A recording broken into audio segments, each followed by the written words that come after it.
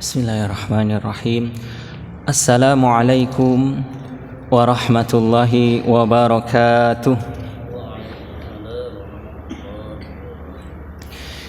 Innal hamdalillah nahmaduhu wa nasta'inuhu wa nastaghfiruh wa na'udzu billahi minasy syururi anfusina wa min sayyiati a'malina. May yahdihillahu fala mudilla lahu wa may yudlil fala hadiya lahu. Asyhadu an la ilaha illallah wahdahu la syarika lah wa asyhadu anna Muhammadan abduhu wa rasuluh la nabiyya ba'da. Allahumma salli wa sallim wa barik ala nabiyyina Muhammadin wa ala alihi wa sahbihi ajmain, amma ba'd. A'udzu billahi minasy syaithanir rajim. Bismillahirrahmanirrahim. Ya ayyuhalladzina amanu taqullaha haqqa tuqatih wa la tamutunna illa wa antum muslimun. Bismillahirrahmanirrahim. Wal asri innal insana lafi khusr illa alladzina amanu wa amilus solihat wa tawasaw bil haqq wa tawasaw bis sabr. Jamaah subuh rahimani wa rahimakumullah. Alhamdulillah, kita bersyukur kepada Allah Subhanahu wa ta'ala atas segala nikmat yang Allah masih berikan kepada kita hingga saat ini. Dari sekian makhluk, dari sekian hamba Allah yang ada di muka bumi ini, kita masih dipilih oleh Allah Subhanahu wa ta'ala mendapatkan kenikmatan berupa kekuatan, kesehatan dan kesempatan untuk menjalankan visi dan misi serta fungsi kita hidup di dunia ini, yang tidak lain dan tidak bukan Allah hidupkan kita, ya, Allah ciptakan kita untuk beribadah kepadanya. Alhamdulillah, kita melaksanakan salah satu ibadah yang Allah wajibkan kepada kita, salat subuh secara berjamaah. Dan insya Allah kita lanjutkan sejenak dengan ibadah selanjutnya, ya, seperti biasanya di Ahad subuh ini kita, ya, melaksanakan pengajian atau kajian, ya, beberapa menit ke depan hingga mungkin, ya, mendekati waktu syuruk atau maksimal sampai waktu syuruk. Yang kedua, salawat dan salam semoga senantiasa tercurah kepada suri tauladan kita, manusia yang Allah pilih, ya, menjadi manusia terbaik hingga akhir zaman, manusia yang kemuliaannya tidak akan bisa ditandingi oleh siapapun, yaitu Nabi kita, Nabi Muhammad sallallahu alaihi wasallam. Kepada keluarga beliau, para sahabat dan pengikut beliau yang setia hingga akhir zaman, dan kita diperintahkan untuk, ya, senantiasa setia kepada ajaran dan sunnah beliau hingga akhir hayat kita. Karena itulah yang menjadi bekal kita untuk dapat meraih apa yang kita cita-citakan, ya, keselamatan hidup di dunia dan akhirat. Berbicara tentang beliau ini, ya, manusia yang sempurna, ya, mengajarkan kepada kita secara sempurna segala hal dalam kehidupan kita di dunia ini, termasuk perkara, ya, yang akan kami bahas berkaitan dengan pernikahan atau berkaitan dengan hukum keluarga yang insya Allah sudah kita jalani dalam kehidupan di dunia ini. Contoh-contoh dari beliau, ya, menjadi patokan dan pedoman bagi kita menjalani kehidupan di dunia ini. Ada yang beliau wajibkan kepada kita, ada yang diistilahkan sunnah, ya. Yang wajib mungkin, ya, kita sebagian besar sudah mengetahuinya, ya. Yang sunnah-sunnah juga mungkin sebagian kita ketahui, ya. Tetapi mungkin ada banyak sunnah yang belum kita mampu kerjakan dengan sempurna, karena memang konsepnya sunnah ini ya namanya sunnah ya, sesuatu yang tidak sampai kepada tingkat wajib ya. Tidak sampai kepada tingkat kewajiban yang harus dikerjakan seperti apapun kondisinya ya. Bahkan Rasulullah SAW itu sangat luar biasa bijaknya kepada kita sebagai umatnya ya. Ada beberapa sunnah yang beliau khawatirkan menjadi kewajiban ya, menjadi sesuatu yang wajib untuk kita, sehingga beliau mengerjakannya ya tidak secara terus menerus ya, tidak memperlihatkan itu hal yang harus dikerjakan ya. Sebagai contoh misalnya ya, salat qiyamul Ramadan ya, salat yang kita istilahkan salat tarawih itu ya, beliau itu hanya 3 malam melaksanakan salat tarawih secara berjamaah di bulan Ramadan. Apa alasan beliau ya? Karena beliau khawatir itu kalau dikerjakan secara terus menerus oleh beliau, kemudian lihat oleh para sahabat ya, dikhawatirkan nanti ya seakan-akan menjadi sebuah kewajiban ya, dipahami oleh para sahabat. Inilah ya bijaknya beliau ya, ketika mencontohkan sesuatu yang sunnah ya, beliau khawatir dan tidak mau hal itu menjadi sebuah kewajiban untuk umatnya. Maka ketika kita mampu melaksanakan yang sunnah-sunnah ini, alhamdulillah kita terus berusaha untuk melaksanakannya dan meningkatkannya. Tapi bukan berarti sampai kepada tingkatan yang wajib, bahkan jangan sampai mengalahkan yang wajib.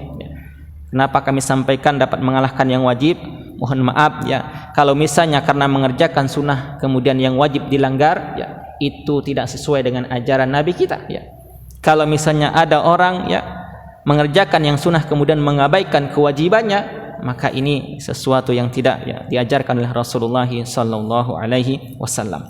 Hadirin sekalian yang berbahagia rahimakumullah, kesempurnaan Rasulullah sallallahu alaihi wasallam ini ya, salah satu gambarannya adalah ketika ada orang datang kepada Nabi ya, saya ingin sepanjang hidup saya ibadah kepada Allah Subhanahu wa taala sehingga tidak menikah. Ada yang lain mengatakan saya ingin ya salat malam ya sepanjang malam. Ada lagi yang lain mengatakan saya ingin berpuasa sepanjang waktu.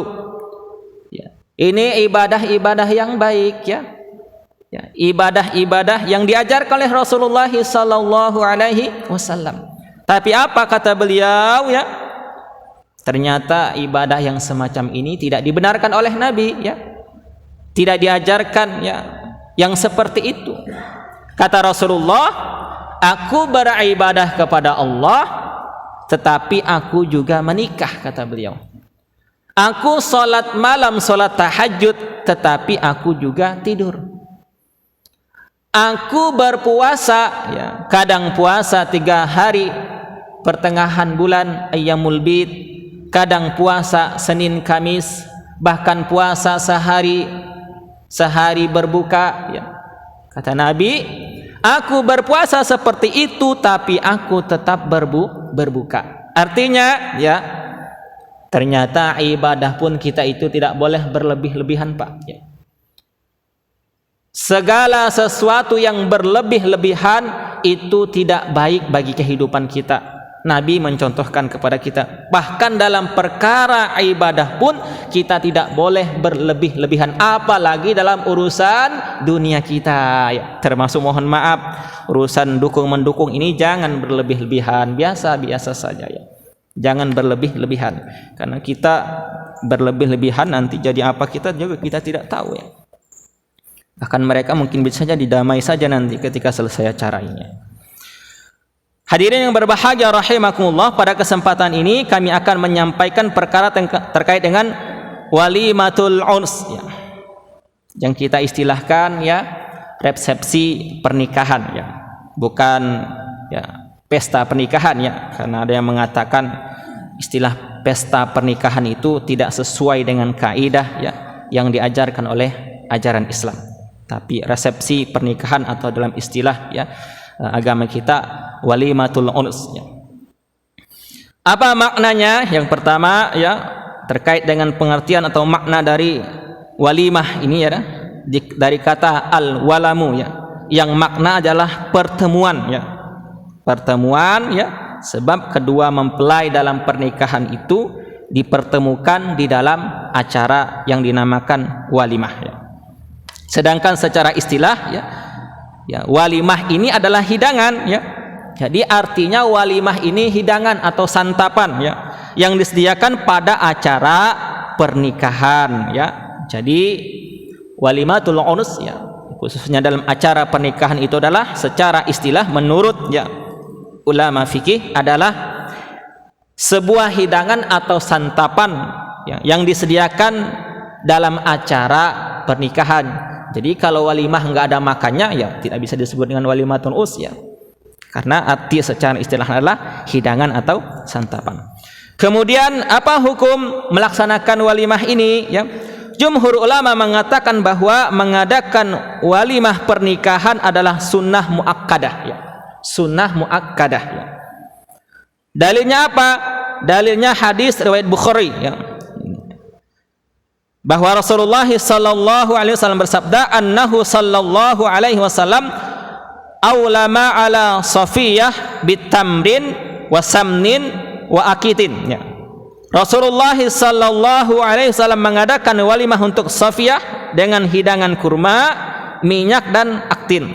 Hadis riwayat Bukhari ya. Jadi ini diantara dalil ya, kita ya dianjurkan, disunahkan untuk mengadakan yang namanya walimah. Atau ada di dalam hadis Bukhari dan Muslim, aulim walau bisyatin ya. Undanglah orang untuk ya makan-makan walaupun hanya dengan hidangan seekor kambing ya. Nah, ini diantara dasar-dasar terkait dengan ya mengadakan walimah dari sekian mungkin beberapa dalil yang lainnya. Kemudian waktu penyelenggaraannya kapan ya? Terkait dengan waktu penyelenggaraannya ini ya, tidak ada ketentuan menentukan kapan waktunya ya. Akan tetapi pernah kami sampaikan di antara waktu yang utama itu pada hari Jumat ya, berdasarkan keberkahan hari Jumat. Tetapi itu tidak wajib dan tidak harus pada hari Jumat, kapanpun ya bisa dilaksanakan. Bahkan mohon maaf ya, terkait penyelenggaraan ini jangan sampai dicampur adukan dengan hal-hal yang nanti dapat merusak ya, dapat merusak ajaran atau syariat ya, terkait dengan walimatul urs ini. Contohnya apa yang dapat merusak ini ya? Contohnya ya ketika menentukan hari ya, hari ini hari baik ya, hari yang lainnya hari yang tidak baik.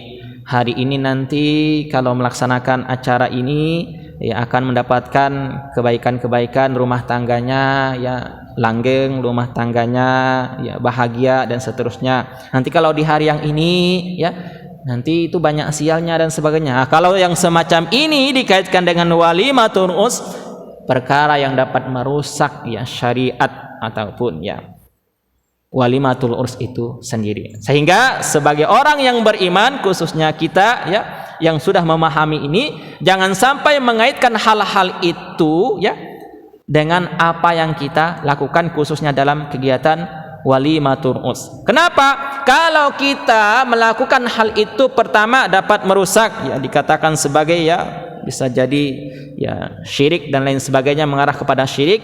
Akan tetapi yang lainnya adalah terkadang hal yang semacam itu memang bisa terjadi. Kenapa bisa terjadi? Karena sugesti dari apa yang kita pikirkan ya. Terkadang ketika ya kita memikirkan sesuatu, takut akan sesuatu karena kita tersugesti dengan hal itu sehingga menyebabkan hal itu terjadi ya. Begitupun katanya kan kesehatan itu ya. Dokter itu kan tidak bisa menyembuhkan seorang yang sakit, tidak bisa menyembuhkan penyakit. Yang menyembuhkan itu Allah Subhanahu wa taala ya. Tapi ada obat ya yang tidak dapat diberikan oleh dokter ya, yang berada di dalam diri pasien itu sendiri, yaitu sugesti dari dirinya. Hatinya yang merasa sehat, pikirannya yang tenang ya, itu bisa menyebabkan badannya sehat dan bisa menyembuhkan penyakitnya. Betapa banyak contohnya ketika pasien-pasien memiliki pemikiran yang positif ya, pikiran yang positif ya, hati yang tenang, selalu berhusnuzon ya, selalu berprasangka baik, ternyata dengan itu diberikan oleh Allah Subhanahu wa taala kesehatan karena sugesti dari pikirannya itu tadi. Dan itulah salah satu menyebabkan kenapa kadang-kadang orang membenarkan apa yang dia katakan, apa yang dia pikirkan. Nah, ini kan saya katakan dulu benar terjadi kan? Kenapa benar terjadi? Ya salah satu penyebabnya adalah karena sugesti dari apa yang dia pikirkan dan apa yang dia yakini. Karena Allah itu berdasarkan prasangka kita. Kalau kita prasangkanya baik, maka Allah berikan kebaikan.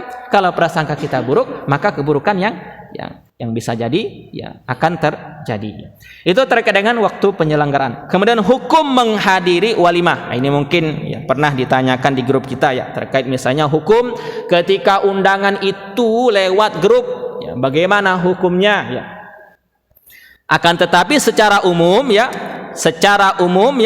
hukum ya menghadiri walimatul urs ini setidaknya ada 3 ya. Jadi hukum menghadiri walimah ini tidak hanya satu ya. Mungkin selama ini kita mengetahui menghadiri undangan itu wajib Pak, wajib datang. Ini satu dari 3 pendapat ya. Pendapat yang pertama wajib, yaitu disebut dengan fardu. Pendapat jumhur ulama, memang ini yang dipegang oleh jumhur ulama, di antaranya adalah mazhab al-Malikiyah, Asy-Syafi'iyah dan Al-Hanabilah ya.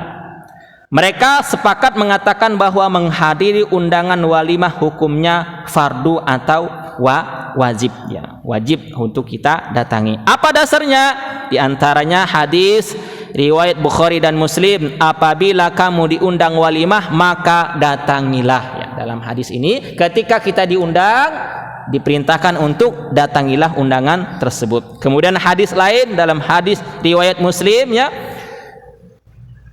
makanan yang paling buruk adalah makanan walimah. Dalam hadis dijelaskan riwayat Muslim, makanan yang paling buruk adalah makanan walimah bila yang diundang hanya orang kaya.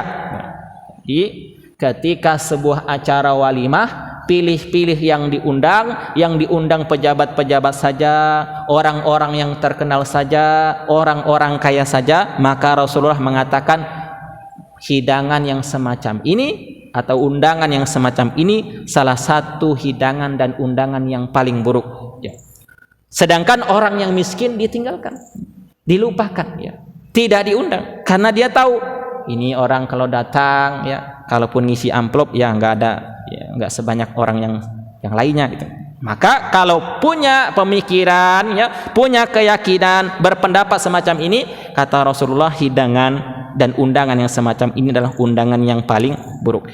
Siapa yang tidak mengadakan atau siapa yang tidak mendatangi undangan walimah, dia telah bermaksiat kepada Allah dan Rasulnya. Nah, disebutkan di dalam hadis ini, ketika seseorang diundang kemudian tidak datang terhadap undangan tersebut, maka dia bermaksiat atau berbuat dosa kepada Allah dan Rasulnya. Artinya apa? Artinya tidak menjalankan anjuran dan perintah dari Allah dan Rasulnya. Ini hukum yang pertama. Hukum yang kedua apa?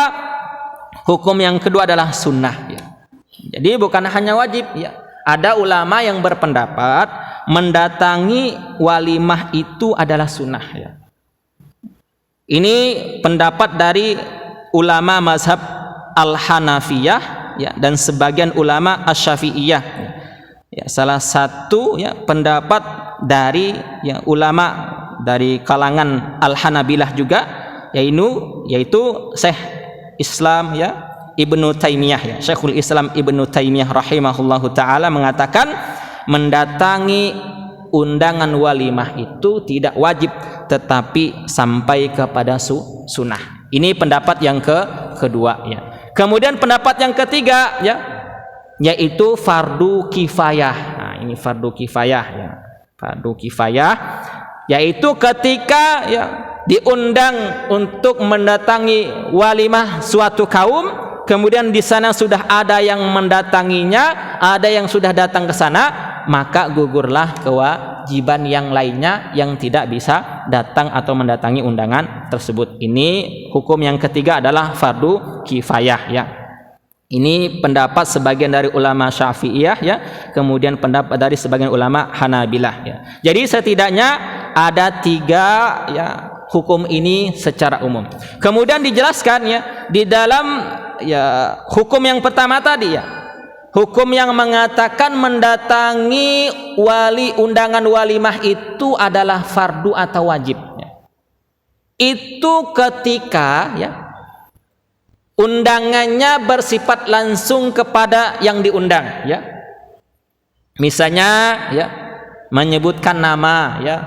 Diundangnya baik secara lisan maupun secara undangan yang biasanya kita itu maupun lewat WhatsApp tulisan, tapi secara langsung menyebutkan nama orangnya.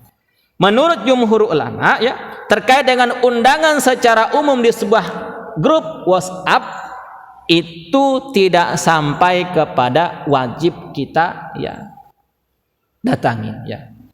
Kenapa? Ya karena tidak menyebutkan nama di sana ya. Ya. Kita boleh mendatanginya, boleh tidak. Ya.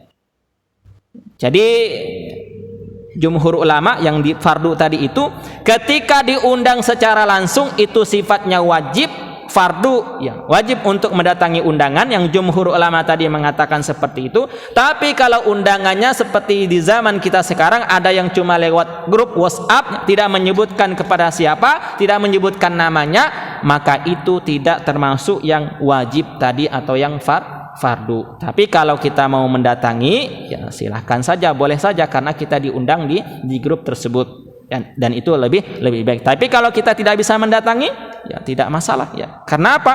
Ya karena tidak ya, pada hukum yang wajib di sana. Kemudian yang bagian terakhir yang kami sampaikan adalah hal-hal yang harus kita perhatikan ya ketika mengadakan, begitu juga ketika mendatangi walimatul urs itu. Di antara yang disebutkan di dalam ya, buku ini adalah pertama, ketika mengadakan acara ini jangan berlebih-lebihan yang mengarah kepada pemborosan ya. Kenapa? Karena kita di dalam ajaran Islam dijelaskan oleh Allah Subhanahu wa taala, innal mubadzirina kanu ikhwanas syayatin wa kana syaitan lirabbih kafura ya. Sesungguhnya pemboros itu adalah saudara-saudaranya setan, dan setan itu adalah sangat ingkar kepada Tuhannya ya. Jadi kita ya dalam ajaran Islam ketika mengadakan kegiatan apapun termasuk walimatul urs tidak boleh bersifat berlebih-lebihan atau pemborosan. Yang kedua, dalam melaksanakan kegiatan ini juga ya bukan untuk ajang gengsi ya. Bukan untuk ajang pamer dan lain sebagainya. Kalau itu yang terjadi, kalau itu yang dilakukan, kalau itu yang diniatkan, maka itu dapat merusak ya acara walimatul urs tersebut di mata Allah Subhanahu wa taala. Kenapa? Karena niatnya sudah bukan menjalankan syariat Allah, bukan menjalankan apa yang dicontohkan oleh Nabi sallallahu alaihi wasallam, tapi karena urusan dunia, urusan gengsi, urusan malu dan lain sebagainya. Maka sebagai orang yang beriman hendaklah kita menghindari hal ini ketika kita melaksanakan ataupun mengadakan walimatul urs untuk keluarga kita ataupun anak keturunan kita. Kemudian yang ketiga disebutkan di sini juga ya ternyata juga ya tidak diperbolehkan dan tidak dibenarkan ketika mengadakan acara walimah dengan mengharapkan balasan berupa amplop atau kado ya. Maka ya ketika mengadakan ini dengan harapan mendapatkan ini, tentu itu mengurangi nilai kebaikan dalamnya syariat walimatul urs itu. Karena Rasulullah tidak mengajarkan itu, tidak mencontohkan itu ya. Sebaiknya ya kita jangan mengharapkan itu. Kalau ada yang memberi tentu kita terima, tapi bukan berarti kita mengharapkan hal itu. Ketika niatnya mengadakan itu dengan mengharapkan itu, maka rusak sudah ya terkait dengan syariat walimah yang kita kerjakan tersebut. Yang keempat dijelaskan dan disebutkan di sini juga adalah hendaklah ketika mengadakan walimah ya, mengundang fakir miskin ya. Jangan melupakan fakir miskin ya. Bahkan ya, kalau Rasulullah itu yang utama adalah ya, fakir miskin dan orang-orang di sekitar beliau ya. Undang anak-anak panti asuhan, itu akan membawa berkah ya. Bukan hanya sekedar dunia yang didapatkan, tetapi ya sesuatu yang baik di sisi Allah Subhanahu wa taala ya akan kita dapatkan. Mungkin ini ya sangat jarang kita jumpai ya. Jarang kita temui ketika mengadakan acara diundang anak-anak yatim piatu, anak-anak dari panti asuhan ya dan lain sebagainya ya. Padahal itu yang dianjurkan oleh Rasulullah sallallahu alaihi wasallam, kita mengundang orang-orang fakir miskin. Dan yang terakhir adalah ketika mengadakan ya kegiatan ini hendaklah menghormati waktu-waktu ibadah ya. Ini yang mungkin yang menjadi catatan penting. Hendaklah memperhatikan waktu-waktu ibadah. Jangan sampai karena kegiatan yang semacam ini, gara-gara urusan walimatul urs, kemudian meninggalkan sholat zuhurnya, meninggalkan sholat asarnya. Ya. Kenapa? Karena melaksanakan sholat itu wajib, sedangkan walimatul urs itu ya sunnah saja ya. Masih ya menjadi beberapa pendapat dari para ulama. Sehingga apa? Ya, ketika kita melaksanakan kegiatan ini, hendaklah kita tetap memperhatikan waktu ibadah, khususnya salat zuhur dan asar. Ya, kalaupun memang ya disepakatin ya diundur salat zuhurnya atau dijamak dan lain sebagainya, hendaklah ya diperhatikan hal tersebut. Dan di waktu adzan berkumandang, di waktu salat tiba, tentu ya hal-hal yang mungkin ya dapat mengganggu ibadah untuk diperhatikan terlebih dahulu. Ini beberapa hal terkait dengan walimatul urs ya, terkait dengan hukumnya ya. Kita mendatangi acara walimatul urs setidaknya ada 3. Ada yang berpendapat fardu dan ini jumhur ulama. Ada yang mengatakan sunnah, salah satu pendapat dari Syekhul Islam Ibnu Taimiyah rahimahullahu taala, dan juga ada yang mengatakan fardu kifayah. Akan tetapi ketika kita tidak punya halangan, maka hendaklah kita mendatanginya, itu lebih utama dan kita akan mendapatkan kebaikan-kebaikan yang banyak dari sana. Tetapi kalau kita berhalangan untuk mendatanginya karena tadi ada 3 pendapat, tentu ketika kita ada alasan yang dibenarkan ya tidak akan dicap ya sebagai orang yang melakukan perbuatan dosa kalau kita memang berhalangan untuk tidak bisa menghadiri undangan walimatul urs tersebut. Mungkin ini beberapa hal terkait dengan walimah yang dapat kami sampaikan pada kesempatan ini. Mohon maaf jika kami yang mengisi, karena mohon maaf di ahad sebelumnya, sebelum yang kemarin itu 2 kali berturut-turut, kemudian dijeda dengan yang bekam kemarin, ternyata ahad ini kami lagi. Saya tidak tahu yang bergantian biasanya apakah memang berhalangan. Ya, kami mohon maaf yang sebesar-besarnya. Bukan kami yang mengharapkan duduk di sini, tapi kami diamanahi ya, mau nggak mau harus kami jalani dengan sebaik-baiknya. Jadi kalau misalnya memang ya kami juga pengennya bergantian ya, biar ada variasinya dan tidak membosankan. Jamaah juga mencari ilmu dari berbagai sumber.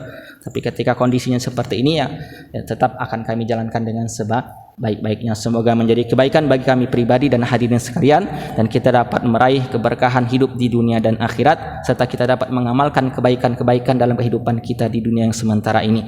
Kita tutup dengan doa kafaratul majlis. Subhanakallahumma wa bihamdika asyhadu an la ilaha illa anta astaghfiruka wa atubu ilaik. Alhamdulillahirabbil alamin. Terima kasih atas segala perhatian. Mohon maaf atas segala kesalahan. Fastabiqul khairat. Assalamualaikum warahmatullahi wabarakatuh.